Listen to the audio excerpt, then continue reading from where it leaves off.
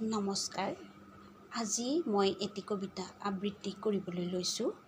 কবিতাৰ শিৰোনাম নহওঁ মই কানাইৰ পৰিত্যক্তা ৰাধা। কবি বুলুমণি দাস কলিতা। নহওঁ মই কানাইৰ পৰিত্যক্তা ৰাধা, তুমি যেতিয়া চোৱা মোলৈ পাহৰি যাওঁ মই।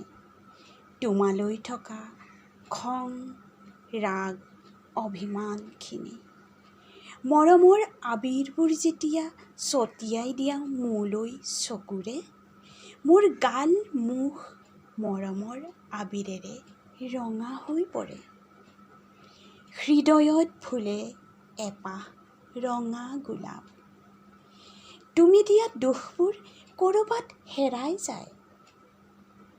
তোমাৰ চাৱনিৰ উত্তাপত মম হৈ গ'লে মোৰ অভিমানবোৰ।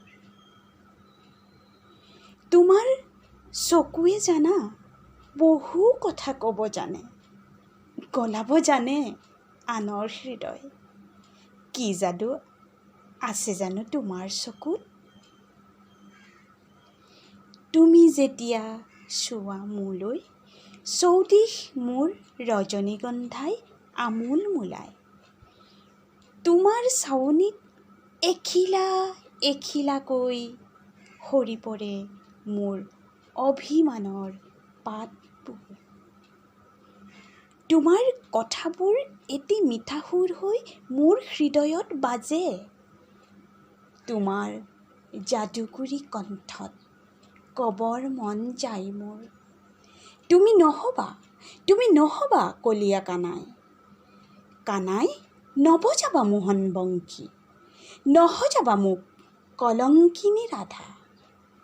মোহন বংশীৰ ধ্বনিৰে বলিয়া নকৰিবা মোক। প্ৰেমৰ অমৃত নিজৰা মোৰ হৃদয়ত বোৱাই তুমি যে গুচি যাবাগৈ তোমাৰ ৰুক্মিণীৰ ওচৰলৈ।